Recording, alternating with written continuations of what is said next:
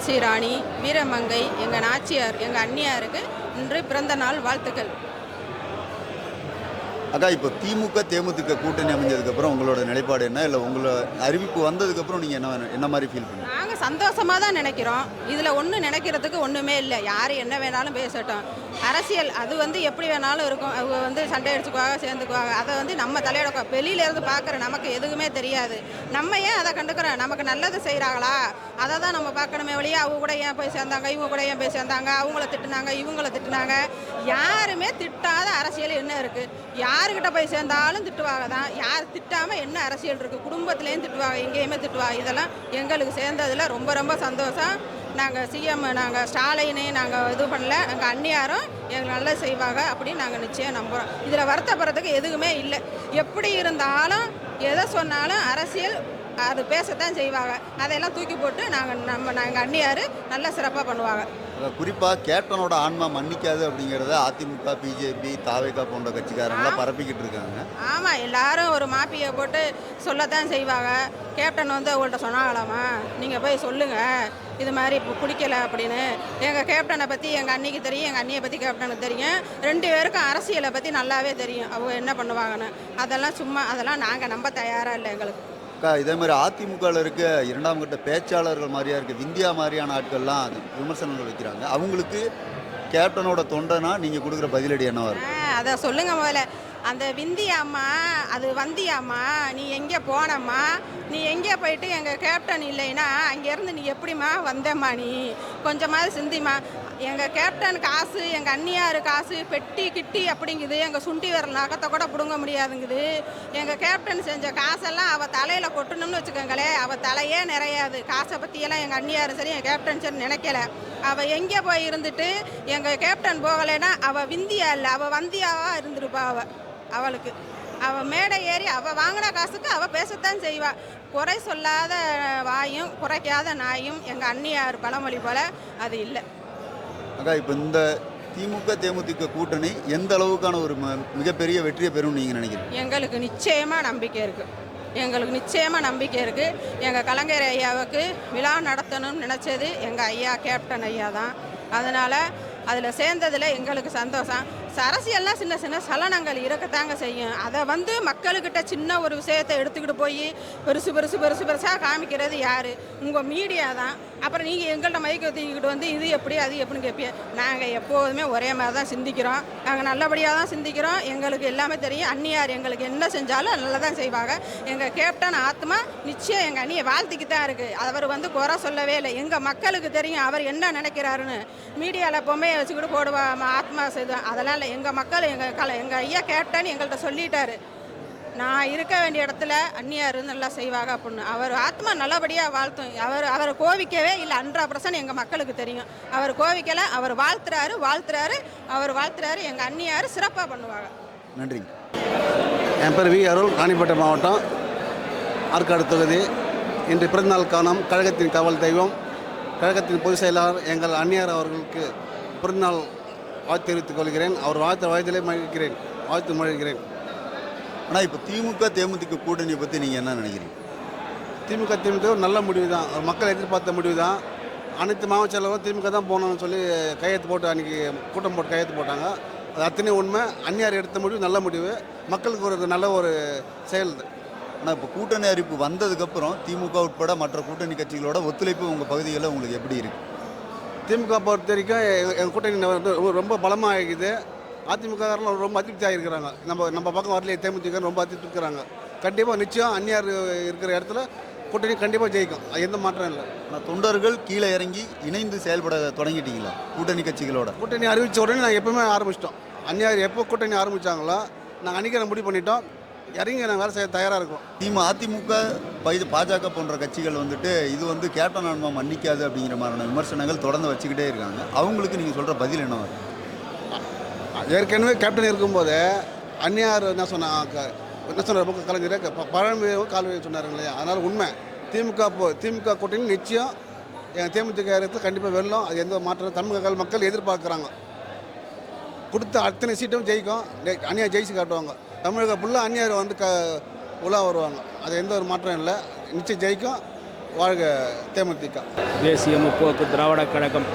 நான் வணங்கும் கடவுள் கேப்டன் அவர்களின் ஆசியோடும் அன்னியாரின் இன்று பிறந்தநாள் காணும் அன்னியாருக்கு ஆற்காடு கிழக்கு ஒன்றிய கழகத்தின் சார்பாக அன்னியாருக்கு வாழ்த்துக்கள் தெரிவித்துக்கொண்டு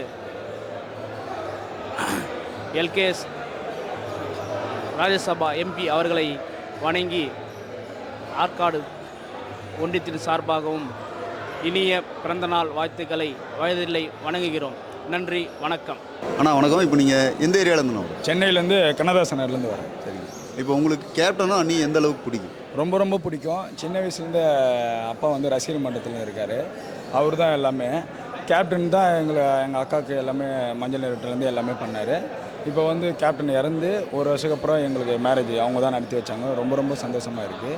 இப்போ வந்து பேர் வைக்கலான்னு வந்தோம். இப்போ பேர் வந்து ஹரிகரன் பேர் வச்சுருக்காங்க. ரொம்ப ரொம்ப சந்தோஷமாக இருக்குது எனக்கு. சரிண்ணா. இப்போ நீங்கள் அன்னி கையாலே பேர் கல்யாணம் அன்னி கையாலே நடந்தது, குழந்தைக்கு பேரும் அன்னி கையாலே வைப்ப நீங்கள் எதிர்பார்த்தீங்களா? கண்டிப்பாக எதிர்பார்த்தா. கேப்டன் இருந்தார். கேப்டன் தான் எங்களுக்கு எல்லாமே. இப்போ வந்து இப்போ கேப்டன்கிட்ட ஃபஸ்ட்டு ஆசீர்வாதம் வாங்கிட்டு அப்புறம் அன்னியார்கிட்ட ரொம்ப ரொம்ப சந்தோஷமாக இருக்குது. சரி. இப்போ அன்னி கையால் ஹரிகரன் பேர் வச்சது உங்களுக்கு பிடிச்சிருக்கு? கண்டிப்பாக ரொம்ப ரொம்ப பிடிச்சிருந்து. அதனால தான் பேரே வைக்கல இன்னும். இப்போ தான் கேப்டன் வந்து தான் பேர் வச்சிருக்கோம். பேர் வைக்கும்போது உங்களுக்கு எந்த மாதிரி ஃபீல் ஆகுது? ரொம்ப சந்தோஷமாக இருக்குது. கேப்டன் வச்சா மாரியே இருக்குது. அன்னியாரும் கூட இருக்காங்க. அக்கா, உங்களுக்கு அன்னி பேர் வைக்கும்போது உங்களுக்கு எப்படி ஃபீல் ஆகுது? ரொம்ப சந்தோஷமாக இருந்துச்சு. என்னுடைய பேர் திவ்யா முத்துப்பாண்டியன். அவருக்கும் மச்சினருக்கும் பேர் வச்சதே அவங்க தான், விஜயகாந்த் சார் தான் வச்சாங்க. ஸோ பாப்பாவுக்கும் வச்சதே எங்களுக்கு ரொம்ப சந்தோஷம். மேரேஜ் மட்டும் பண்ணாமல் எங்களுக்கு வந்து பார்த்திங்கன்னா வெட்டிங் ஆனிவர்சரிக்கும் விஷ் பண்ணாங்க. சாரும் சொன்னாங்க, மேமும் சொன்னாங்க. ரொம்ப சந்தோஷமாக இருந்துச்சு. அவங்களை இப்போ பார்த்ததும் ரொம்ப சந்தோஷமாக இருந்துச்சு. சரி. இப்போ கேப்டனும் அன்னி மாதிரியும் நீங்கள் பிரபாகரன் மாதிரியும் தம்பி வளர்றது எங்களோட வாழ்த்துக்கள். ரொம்ப ரொம்ப நன்றி. விருதகிரீஸ்வரர் அருளோடும் புரட்சி கலைஞர் டாக்டர் கேப்டன் அவர்களின் நல்லாசியோடும் விருத்தாசலத்தை மீண்டும் வென்றெடுக்கப் போகும் வெற்றி திருமகள் எங்கள் புரட்சி அன்னியார் அவர்களுக்கு முதற்கண் என் பிறந்தநாள் வாழ்த்துக்களை தெரிவித்துக் கொள்கிறேன். ஆனால் இப்போது தேமுதிக திமுக கூட்டணி அறிவிப்பு வந்ததுக்கப்புறம் தொண்டர்களோட மனநிலை என்ன இருக்குது? நீங்கள் கீழ்மட்டத்தில் இருந்து எல்லாரோடையும் பழகிட்டு இருக்கீங்க. அவங்களோட மனநிலை என்னவாக இருக்குது? புது கூட்டணி இது வரைக்கும் நம்ம திமுக கூட வைத்ததில்லை. அதனால் இந்த தேர்தலை பொறுத்தளவுக்கு மிக எழுச்சியோடும் சிறப்பாகவும் இருக்கும். இது வெற்றி கூட்டணியாக அமையும். இப்போது அந்த கூட்டணி அறிவிப்பு வந்ததுக்கப்புறம் பார்த்தீங்க அப்படின்னா அதிமுக பாஜக உட்பட பல கட்சிகள்லேருந்து விமர்சனங்கள் வந்துக்கிட்டே இருக்குது. அது குறிப்பாக கேப்டன் ஆன்மா மன்னிக்காது அப்படிங்கிறத அவங்களோட அஃபீஷியல் ஐடிவிங் பேஜ்லேருந்தே முதற்கொண்டு தலைவர்கள் முதற்கொண்டு பேச ஆரம்பிச்சிட்டாங்க. அதை பற்றி உங்களுக்கு? அது பொய்யான கருத்து. கேப்டன் வந்து எந்த காலகட்டத்திலையும் திமுகவை வந்து இது பண்ணிக்கிட்டது கிடையாது. கேப்டன் வந்து திமுகவுக்கும் நமக்குமான நல்லுறவு இருந்தது. தலைவர் கேப்டனுக்கு திருமணம் செஞ்சு வச்சது கலைஞர் அவர்கள். அரசியல்னு வந்ததுக்கப்புறம் கருத்து முரண்பாடுகள் ஏற்பட்டிருக்கு, இல்லைன்னு சொல்லலை. இது கூட்டணி முறையாக வச்சுருக்கோம். நம்ம 2016 வைக்க வேண்டிய கூட்டணி இப்போ அதை வச்சுருக்கோம் 2026. மேற்கொண்டு கேப்டன் ஆன்மா மன்னிக்காது அது இதுன்னு இவங்க பதற்றிட்டு இருக்காங்க. இதில் வந்து நம்மளை மன்னிக்காமல் கேப்டன் ஆன்மா வேறு யாரை மன்னிச்சிட போகுது? அடுத்து இப்போ பாமக போன்ற கட்சிகளுமே வந்துட்டு கூட்டணியை பற்றி விமர்சனங்கள் வச்சுருக்கு. ஏன்னா பாமகவுமே வந்துட்டு மாற்றி மாற்றி கூட்டணி அமைக்கிற கட்சி தான். கிட்டத்தட்ட ஒரு தேர்தலில் கூட கண்டினியூஸாக அவங்க கூட்டணி வச்சதில்லை. இப்போ அந்த மாதிரியான ஆட்கள் விமர்சனம் வைக்கிறப்போ உங்களோட பதிலடி அதுக்கு என்ன வரும்? பாமகக்கு ஏன் நம்ம மேலே வன்மம்னா 2006 கழகம் கண்டு விருத்தாசலத்தில் தலைவர் போட்டியிட்டார். விருத்தாசலத்தில் தலைவர் போட்டியிட்டு முறையாக பாமகவை வீழ்த்தி நம் வெற்றி காண்டோம். அந்த கோபம் இன்னும் அவர்களிடம் இருக்குது. அதன் பின்பு நடைபெற்ற நம்ம கூட்டணியில் பாமக கூட இருந்தாலுமே அவங்களோட வாக்குகள் நமக்கு வந்து சேரலை. அதனுடைய தலைவர்களும் நமக்கான ஒத்துழைப்பு கொடுத்ததில்லை இது வரைக்கும். அவங்க பேசுகிறதுக்கான தார்மீக உரிமையே அவங்கள்ட்ட கிடையாது. இரண்டாவது, சொந்த கட்சி தலைவருக்கே அவங்க விசுவாசமாக இல்லை. சொந்த தகப்பனுக்கே விசுவாசமாக இல்லாதவங்கள பேசி நம்ம ஒன்றும் பண்ண போகிறதில்ல. அதை தொடர்ந்து பார்த்தீங்க அப்படின்னா இப்போ கள நிலவரங்களில் வந்துட்டு இப்போ திமுக கூட்டணி அறிவித்ததுக்கப்புறம் அங்கே கூட்டணி கட்சிகள் வந்து உங்களுக்கு ஒத்துழைப்பு கொடுக்க ஆரம்பிச்சிட்டாங்களா? தொண்டர்கள் எல்லாமே களத்தில் இறங்கி வேலை பார்க்க ஆரம்பிச்சிட்டாங்களா? திமுகவை பொறுத்தளவுக்கு கூட்டணி வலுவாக இருக்கிறது. தேமுதிக புதுசாக உள்ளே வந்திருக்கிறதுனால இந்த தடவை விருத்தாசலத்தை மீண்டும் வெல்வோம் என்பது 100% உண்மை. இப்போ அந்த விருத்தாசலம் அப்படிங்கிறது வந்து பார்த்திங்க அப்படின்னா தேமுதிகவோட முதல் முத்திரையை கேப்டன் ஆணித்தரமாக பதிச்ச ஒரு இடம். அந்த இடத்துல இப்போ மீண்டும் அந்நியர் போட்டியிடணும் அப்படிங்கிறது தான் அந்த பகுதிகளில் இருக்க தொண்டர்களோட மனநிலையாகவே இருக்குது. அப்படி அந்நியர் களம் கண்டா களம் எந்த மாதிரியான சூழ்நிலையை எதிர்பார்க்கும்? மீண்டும் அந்நியார் விருத்தாசலத்தை வென்றெடுக்க வேண்டும் என்பது தேமுதிக தொண்டர்களின் ஒவ்வொருவரின் விருப்பம். மேலும் இந்த கூட்டணி மிக சிறப்பான கூட்டணி, வலுவான கூட்டணி.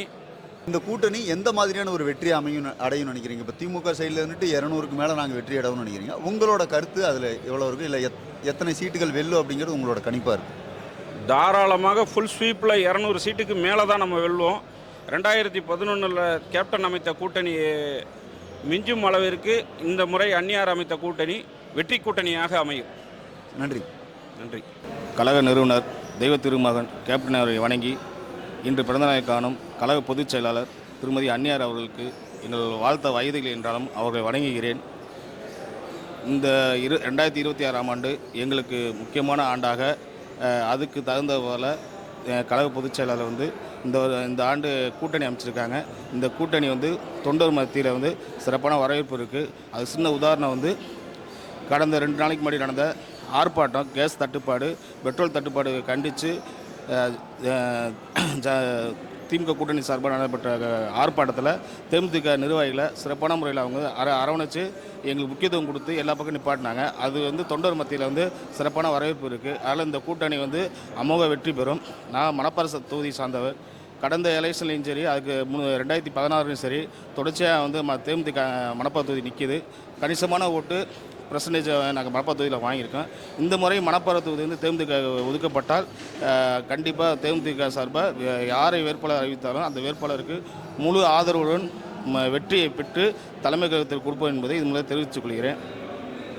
இப்போ கூட்டணி கட்சிகளோட இணக்கம் வந்து உருவாகிருச்சா? கூட்டணி அறிவிப்பு வந்ததுலேருந்து கூட்டணி கட்சிகளோட ஒத்துழைப்பு உங்களுக்கு எப்படி இருக்கு?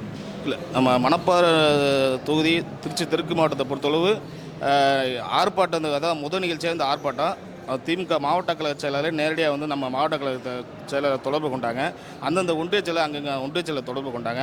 சரியான ரெஸ்பான்ஸ் நமக்கு இருந்தது. அந்த ரெஸ்பான்ஸு தொண்டர்கள் மத்தியில் நல்ல வரவேற்பு இருக்குது. ஆனால் இப்போ எதிர்கட்சிகளை பொறுத்த வரைக்கும் பார்த்தீங்க அப்படின்னா கேப்டன் ஆன்மா மன்னிக்காது உட்பட பல விமர்சனங்களை வச்சுக்கிட்டு இருக்காங்க. அவங்களுக்கு நீங்கள் கொடுக்குற பதில் என்னவா இருக்குது? அதாவது இது முற்றிலும் தவறானது. கேப்டன் உடல்நிலை யார் எதனால் பாதிச்சுன்னு நம்ம இப்போ கூட்டணி விட்டு வெளியே வந்தனால நம்ம அவங்க மேலே குற்றச்சாட்டு சாட்டுறதுக்காக சொல்லலை. கேப்டன் வந்து உயிரோடு இருக்கும்போது 8 எம்எல்ஏ அவங்க பிரித்து கூட்டி வந்ததே அவரோட உடல்நிலை பாதிப்புக்கு முக்கிய காரணம், மனநிலை பாதிக்கப்பட்ட முக்கிய காரணம் அதுதான். அதனால தான் அவர் உடல்நிலை பாதிக்கப்பட்டு சொல்லப்போனால் 2011க்கு அப்புறம் பார்த்தோன்னா அவரோட பேச்சு, அவர் நடவடிக்கைகள்லாம் ஸ்லோவானது. இந்த 8 எம்எல்ஏ வெளியே போனது, பர்டிகுலர் அவர் கூட பள்ளி காலத்தில் வந்து சேர்ந்து அலைஞ்ச நண்பர்கள்லாம் பிரிஞ்சு போனது வந்து அவர் தாங்கிக்க முடியாத ஒரு விஷயத்தில் தான் அவர் உடல்நிலை பாதித்தது. அதில் அவங்க ஆன்மா வந்து என்னது சொல்கிறதுனா மன்னிக்காதுன்னு சொல்கிறது வந்து இது வந்து நகைப்புடையதாக தான் இருக்குது. அது ஏற்றுக்கொள்ளதாக இல்லை. 2016, 2021 வந்து நேரடியாக தேமுதிக களம் கொண்ட தொகுதி வந்து மணப்பாறை தொகுதி. இந்த தேர்தலை 2026 பொறுத்தவரைக்கும் மணப்பாறை தொகுதியில் இருக்க தொண்டர்களோட மனநிலை என்னவா இருக்குது? அதாவது 2016 வந்து மக்கள் நல கூட்டணி தேமுதிகவோட கூட்டணி அமைக்கும் போது கேப்டனுக்கு அடுத்தபடியாக வந்து மணப்பாறை தொகுதி தான் நம்ம வாங்கியிருந்த ஓட்டு. அதாவது தேமுதிக பொறுத்தவரை 2nd பிளேஸு தேமுதிக மணப்பாறை தொகுதி இருந்தது. அதே முறையில் கடந்த முறையில் பார்த்தீங்கன்னா அமமுக தேமுதிக கூட்டணியில் இருக்கும்போதோட தேமுதிக வந்து 3rd பிளேஸ், அதாவது தேமுக தொகுதியிலேருந்து 3வது இடத்துல வந்து மணப்பாறை தொகுதி இருந்தது. அதனால் மணப்பாறை தொகுதி வந்து தொண்டர்களும் நிர்வாகிகளும் அப்படியே வந்து இன்னமும் வீறு கொண்டு இருக்கான். அதுக்கு இந்த முறையும் வந்து சீட்டு எங்களுக்கு கிடச்சின்னா இன்னும் அதோட புத்துணர்ச்சியாக செயல்படுத்தி வெற்றியை வந்து தேடி தர்றதுக்கு நாங்கள் தயாராக இருக்கிறோம். உங்களோட விருப்பம் நிறைவேற வாழ்த்துக்கள்ண்ணா. நன்றி. நன்றி. வாழ்த்துக்கள். நன்றி.